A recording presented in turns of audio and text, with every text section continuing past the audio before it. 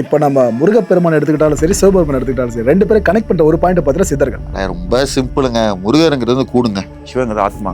இந்த கூடை வந்து பத்திரமா பார்த்துக்கிறது ஆத்மா தாங்க. இந்த ஆத்மா வந்து பத்திரமா வச்சுக்கிறது கூடுங்க. புரிஞ்சிச்சா உங்களுக்கு? ஒன்றும் இல்லாமல் ஒன்றும் இல்லை, சிம்பிள். முருகர்கிட்ட வந்து ஆரோக்கியத்தை தான் முருகர். முருகர் வழிபட்ட எல்லா சித்தர்கள் விஷயங்களும் ஆரோக்கியம் தான். இப்போ திருவண்ணாமலை போறீங்கனாலே அங்கே சுற்றி நிறைய பேர் நடப்பாங்க. அதில் சாமியார்கள் மாதிரி யார் இருந்தாலும் மக்கள் சார பேர் காலில் விழுவாங்க. அவங்களுக்கு என்னன்னா செல்ஃபிஷ்னஸ் தான், நம்பிக்கை தான் பண்றது. அதெல்லாம் சரி நினைக்கிறீங்களா நீங்க? இல்லைங்க, நான் என்னமோ சொல்றேன், சிம்பிளா சொல்றேன். அதாவது கோயிலுக்கு மூலவரை பார்க்க போயிட்டு மற்ற எல்லார் காலையும் ஊந்துட்டு போலாமா? இல்லை, பண்ணக்கூடாதுங்க. நான் இது வரைக்கும் அது மாதிரிலாம் எனக்கு நான் பார்த்தது கிடையாது, கேள்விப்பட்டது கிடையாது. இப்போ நாங்கள் சில பேர் யோகாவில் பயங்கரமாக இருக்க ஆட்களிட்ட பேசியிருக்கோம். அவங்கள சில பேர் சொல்கிற விஷயம் என்னன்னா, எந்த அளவுக்கு நீ பொறுமையாக மூச்சு விடுறியோ அந்த அளவுக்கு உனக்கு ஆயுள் எக்ஸ்பேண்ட் ஆகும்னு சொல்லுவாங்க. அது ஒன்று எடுக்கிற மூச்சு அடி வயிற்றுல போயிட்டு வர மாதிரி ரிலாக்ஸாக பண்ணுப்பா, அதுதான் கிட்டத்தட்ட யோகா. நீ கண்ணை திறந்துட்டு பண்ணுற மாதிரி இதை பண்ணால் உனக்கு இதுமாதிரி நடக்கும்னு சொல்கிறாங்களே, இது நீங்கள் ட்ரை பண்ணியிருக்கீங்களா? It's true. நீங்களும் நம்புறீங்க தாளுமா? ஆமாம், அதான் ரொம்ப கோவமாக இருக்கு. ஆனால் கார்த்திக், உங்களுக்கே தெரியும், இப்போ நம்மளுக்கு இருக்கிற ஒர்க் டென்ஷனில் நீங்கள் அதுமாரி ஸ்லோவாக தாட் ப்ராசஸே இருக்காது. இல்லை கார்த்திக் ப்ரோ, நான் என்ன சொல்கிறேன்னா, என்ன கேட்டிங்க அப்படின்னா எனக்கு பெருசாக ஆசைலாம் இல்லை ப்ரோ. எனக்கு வந்து கமிட்மெண்ட் கம்மி தான் ப்ரோ. அதனால் நான் வந்து என்னோட கமிட்மெண்ட் வந்த மாதிரி தான் என்னோட விஷயத்தை நான் வந்து ஹேண்டில் பண்ணணும். நீங்கள் வந்து தேவையான விஷயங்களை வந்து இப்போ உங்களோட கண்ணை மூடி உட்காந்தோம்னா ஒருத்தனுக்கு பயம் இருக்கக்கூடாது, கவலை இருக்கக்கூடாது. இரண்டுமே அதிகமாக இருந்தால் எப்படி நீங்கள் வந்து ப்ரீத்திங்கை ஸ்லோ பண்ண முடியும்? ஸ்பீடாக தான் ஓடிட்டு இருக்கோம். ஸோ அப்போ நீங்கள் வந்து ஆசைகளை விடணும், அன்வான்ட் கமிட்மெண்ட்ஸை விடணும். விட்டுட்டு இருக்கப்போ தான் நீங்கள் அதை மாதிரி பண்ண முடியும். இல்லைனா வாய்ப்பே இல்லை. 100% முடியவே முடியாது. ஊரெல்லாம் கடன் வாங்கி வச்சுக்கிட்டு தேவையில்லாத 4 பேரை ஏமாற்றி வச்சுக்கிட்டு ஏதாவது இல்லாத விஷயத்த பண்ணிட்டு நீங்கள் வந்து உங்களோட ஆசைக்காக நான் வந்து பந்தாக்காக வாழ்கிறேங்கிற பேரில் காசெல்லாம் வந்து கடன் வாங்கி வச்சு சேர்த்தமாக பண்ணிட்டு இருக்கும்போது எப்படி அவங்களால வந்து பிரீத்திங் கண்ட்ரோல் பண்ண முடியும்?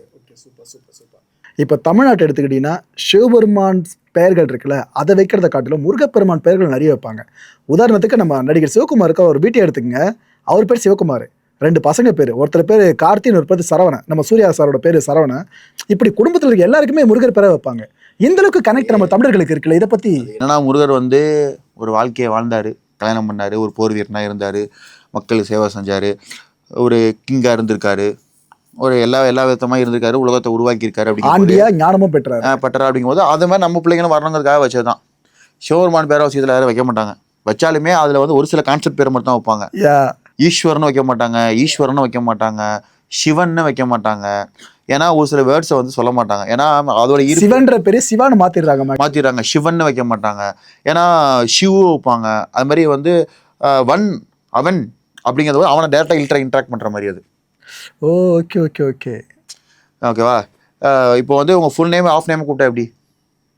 நம்மளுக்கு செல்லமா கூப்பிட்டா ஓகே இருக்க மாதிரி இருக்கும். இருக்குமா? அது ஃபுல் நேமாக கூப்பிட்டா அதுக்கு ஒரு வைப் இருக்குல்ல, உரிமை இருக்குல்ல, மரியாதையா ஒரு மாதிரி கம்பீரமா இருக்கும். இப்போ என் பேர் கார்த்திகேஸ்வர் இருக்கு, ஈஸ்வரன் கூப்பிடுறாங்க, கார்த்திகேஸ்வர் இங்கே வாங்க அப்படிங்கும்போது எனக்கு டிஃப்ரெண்டாக ஃபீல் ஆகும்.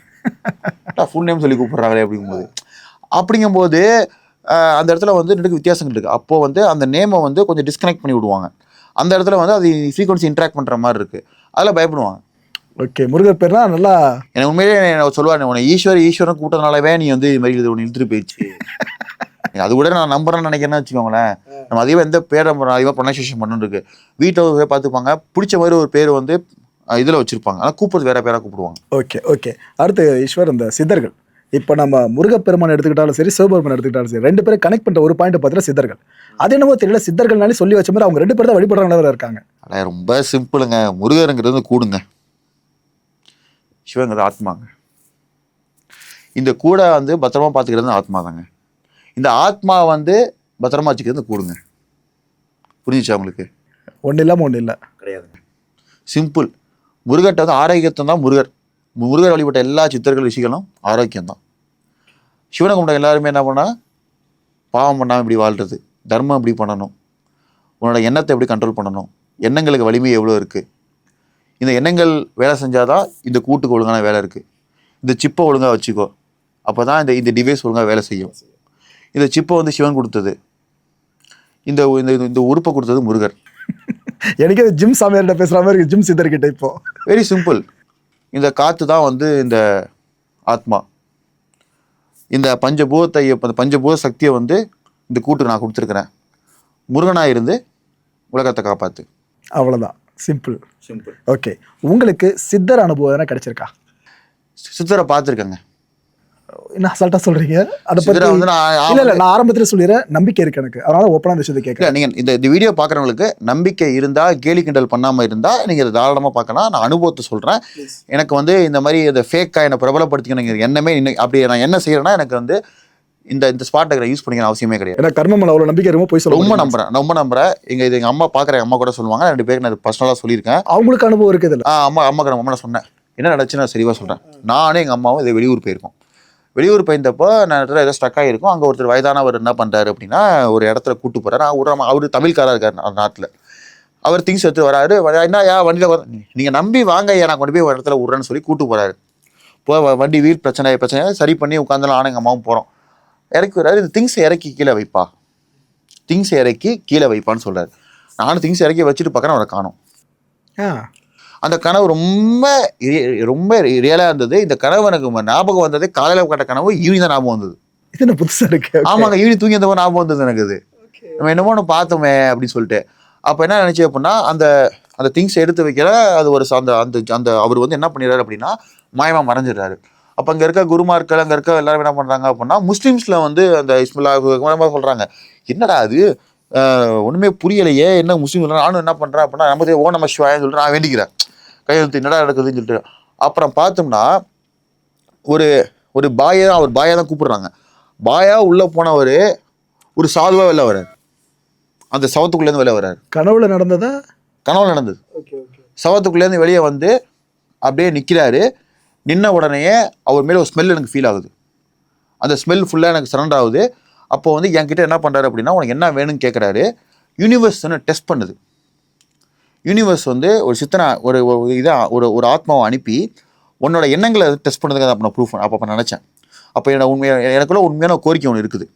அந்த கோரிக்கை அதில் சொல்லவே முடியாது. அதை கரெக்டாக நான் அவர்கிட்ட சொல்கிறேன். அவர் கரெக்டாக சிரிச்சுக்கிட்டே வந்துருமா அப்படிங்கிறத ஃபீல் பண்ணுறாரு. அவர்கிட்ட வாட தெரியுது, ஃபீல் பண்ணுறேன். ஃபீல் பண்ணி முடித்தோடனேயே அப்போ தான் தெரியுது அவர் வந்து பாபான்னு கூப்பிட்றாங்க. சாய்பாபா சொல்கிறீங்களா? பாபா. நான் பார்த்தது பாபா கனவுல. ஆமாம், அவரு இஸ்லாமியர். அவரோட ஸ்டோரிலாம் கிட்டத்தட்ட இப்படி வரும். அப்போ தான் நான் எனக்கு வந்து பாபாவோட ஃபாலோவர் நான் கிடையாது. ஒரு ஆரம்பத்தில் அப்படி இருந்திருக்கேன். சென்னை வந்தப்போ சாப்பிட கஷ்டப்படுற நேரத்தில் வேலைக்கிழமை போய் பாபா கோயிலில் சாப்பாடு எடுத்துருவாங்க. அதான் நமக்கு தெரியும். உண்மையாக தானே அப்படி தானே போயிருக்கோம் எல்லாரும். அப்புறமே தானே பாபாவோட உட்காந்து போய் தொட்டு கும்பிட்டு வருவோம். பிஸ்கட்லாம் கொடுப்பாங்க, சாப்பிடுவோம், எல்லாம் பண்ணுவோம். அப்போ அந்த டைமில் அப்புறம் தான் எனக்கு வந்து அம்மா சொன்னாங்க, வந்தது பாபா வந்தது உனக்கு பாபா தான் வந்திருக்காரு. ஆனால் அவரும் ஒரு இது மாதிரி நல்ல எண்ணங்களை கொண்டவர் தான். இது மாதிரி சேவைகள் செய்வார். அவர்கிட்ட நல்ல ஸ்பெஷல் பவர் இருக்குது அப்படி சொல்லிட்டு அப்போ தான் நான் ஃபீல் பண்ணேன். நான் பார்த்தது பாபாங்கிறத நான் ஃபீல் பண்ணேன். இது மாதிரி ட்ரீம் வந்ததே கிடையாது. ஆனால் உங்களுக்கு மேக்ஸிமம் நடக்கிற அற்புதங்கள்லாம் ட்ரீமில் தான் நடக்குது. உங்களுக்கு ட்ரீம் நடக்குது. ஒரு வாட்டி நான் வந்து லைவ்லேயும் பார்த்துருக்கேன். என்னன்னா நான் வந்து போயிட்டு இருந்தேன், சும்மா நான் மேனிஃபெஸ்டிங் பண்ணேன்.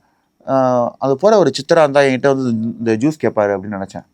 அப்படி பார்க்குறேன், கரெக்டாக போனவர் அங்கேருந்து வந்தார். இந்த கரும்பு ஜூஸ் வாங்கினாரு, குடிச்சாரு, போயிட்டே இருந்தார். என்னடா இது அதிசயமா இருக்கு. நான் அப்படியே முடித்தேன். ஓ அப்படின்னு சொல்லிட்டு பாபா மந்திரம் மாதிரிலாம் இருக்கு. நான் இதெல்லாம் நான் இங்கே பாருங்க உண்மையை சொல்கிறேங்க. எனக்கு வந்து உண்மையிலே நான் ரொம்ப துன்பப்பட்டு கஷ்டப்பட்டு அந்த இடத்துக்கு வந்தாலே சொல்லி எவ்வளோ வேதனைப்பட்டேன் அப்படின்னு. அப்போ என் மனசு ஃபுல்லாக எப்படி திரும்ப இருந்தது, எனக்கு வேறு எண்ணங்களே கிடையாதுங்க. இப்போ கார்த்தி நல்லா இருந்தா, இவர் நல்லா இருந்தா, இவர் நல்லா, அதெல்லாம் திங்கியும் கிடையாதுங்க. என் கூட வந்தாலும் மேலெல்லாம் பண்ணலாம் எனக்கு அதை பற்றி எதுவுமே எனக்கு சிந்தனையே கிடையாது. ஒரு சூழ்நிலை நல்ல இருக்கீங்க. எனக்கு என்னை பற்றி மட்டும் தான் எனக்கு கவலை. நம்ம நல்லா வரணும், நம்ம நிம்மதியாக இருக்கணும், நல்லா தூங்கணும், சாப்பிடணும், நம்ம நாளைக்கு வரணும். இப்படி தான் என்னோட எண்ணங்கள் ஃபுல்லாக இப்படி தான் என் மேலே தான் அதிகமாக இருந்தது. அப்படிங்கும்போது நான் நினைக்கிறேன், மேனிஃபெஸ்டிங் பண்ணி நினைக்கிறேன், போகிறவர் நம்மள்ட்ட வந்து ஜூஸ் வாங்கி குடிப்பாரோ, அவரை சித்திரா இருப்பாரோ அப்படின்னு. இப்படி திரும்பி பார்க்குறேன், அங்கேயே வராரு, வாங்கி குடிச்சிட்டு போயிட்டு. எங்கே அந்த மேடவாக்கம் கிடையாது, அந்த ஆதம்பாக்கம் அந்த ரோடு இது போகும் தெரியுமா, அந்த மடிப்பாக்கம் லைன், அந்த பிரிட்ஜ் மாதிரி போட்டு பூங்கா மாதிரி இருக்குது தெரியுமா, அங்கே பக்கம் அந்த கரும்பு ஜூஸ்லாம் வித்துட்டு இருப்பாங்க தெரியுமா, அந்த லைன் இன்னும் எனக்கு ஞாபகம் இருக்குது. அவர் உங்களை பார்த்தாரா? பார்த்தாரு, வந்தார். என்ன அவனு கேட்டேன், இப்படி கை காமிச்சாரு, ஜூஸ் வாங்கி குடித்தேன், அப்படியே குடிச்சிட்டு அப்படியே போயிட்டார். நீங்கள் மனசில் நினச்சது அப்படியே வந்தார். என்ன கார்த்திக் இது பயங்கரமாக இருக்கு. வந்தாருங்க. அப்போ தான் நான் ஃபீல் பண்ணேன், உங்ககிட்ட ஸ்பெஷல் எனர்ஜி இருக்குங்கிறத நான் ஃபீல் பண்ணேன். நான் நிறைய பேரை ஹெல்ப் பண்ணியிருக்கேன், நிறைய பேருக்கு வந்து எண்ணத்தால் ஹெல்ப் பண்ணியிருக்கேன். அதாவது நீ மற்றவங்களுக்கு உதவி பண்ணாலே கடவுள் உன்னை தேடி வந்துருவாங்க. உதவிங்கிறது காசு பணத்தாலாம் கிடையவே கிடையாது. மனசார தாட்ஸ், வேர்ட்ஸ், அதுதான் இயற்கை சம்மந்தப்பட்டது. பணம் காசு வந்து யாருன்னா கொடுக்கலாம். ஆனால் அந்த வேர்ட்ஸையும் தன்னம்பிக்கையும் என்னை பற்றி உங்களால் ஒரு நாள் நினைக்க முடியுமா? நல்லதா நினைக்க முடியுமா? கஷ்டம் தான். என்னால் முடியும். நான் பட்டிருக்கேன், ஓ நான் கஷ்டப்பட்டிருக்கேன். அப்போது அந்த வழியை நீ சொல்லும் போதே எனக்கு ஓடிக்கிட்டே இருக்கும், அந்த மனுஷன் அதை படக்கூடாது, நம்ம சரியாகணும் அப்படின்னு சொல்லி. வழியை புரிஞ்சவன் இன்னொருத்தர் வழியை கொடுக்க மாட்டான், கொடுக்கவே முடியாது, வரவே வராது. ஸோ இதெல்லாம் நான் டெஸ்ட் பண்ணது இதெல்லாம். ஓகே. ஆனால் நிறைய இடத்துல சொல்லுவாங்க கார்த்திக், இப்போ திருவண்ணாமலை போறீங்கனாலே அங்கே சுற்றி நிறைய பேர் நடப்பாங்க. அதில் சாமியார்கள் மாதிரி யார் இருந்தாலும் மக்கள் சார பேர் காலில் விழுவாங்க. அவங்களுக்கு என்னன்னா செல்ஃபிஷ்னஸ் தான், எனக்கு பாவம் கரைச்சி ஒரு நம்பிக்கை தான் பண்ணுறது. அதெல்லாம் சரி நினைக்கிறீங்களா நீங்கள்? இல்லைங்க, நான் என்னமோ சொல்கிறேன், சிம்பிளாக சொல்கிறேன். அதாவது கோயிலுக்கு மூலவரை பார்க்க போயிட்டு மற்ற எல்லார் காலையும் விழுந்துட்டு போலாமா நீங்கள்? இல்லை, பண்ணக்கூடாதுங்க. நான் இது வரைக்கும் அது மாதிரிலாம் எனக்கு நான் பார்த்தது கிடையாது, கேள்விப்பட்டதும் கிடையாது. பெத்தவன் காலில் விழுந்துருக்கலாம், நம்ம குரு காலில் விழுகலாம். அப்புறம் வயதில் வந்து ரொம்ப மூத்து நல்ல இடத்துல இருந்தவங்க காலில் விழுகலாம். நல்லா வயசானவங்க வந்து கல்யாணம் காவி போட்டிருக்காங்கன்ற ஒரே காரணத்துக்கு இருந்தா அப்படிலாம் பண்ணக்கூடாது.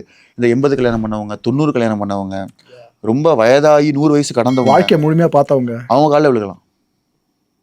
அது வந்து பெரிய பிளெஸிங்ஸு, நமக்கே அந்த உணர்வு வரும். ஓகே. எனக்கு இன்னும் புரியல கார்த்திக், இப்போ அவங்கள மாரி ஆட்களோட கையை தூக்க சொல்லி நம்ம நெத்திக்கிட்ட வச்சு ஆசீர்வாதம் வாங்கிக்கலாம். ஆனால் நம்ம மேக்ஸிமம் அதை பண்ணுறது இல்லை, வளைஞ்சு அவங்களோட காலை தொடுறோம். கட்ட அது முடியாது.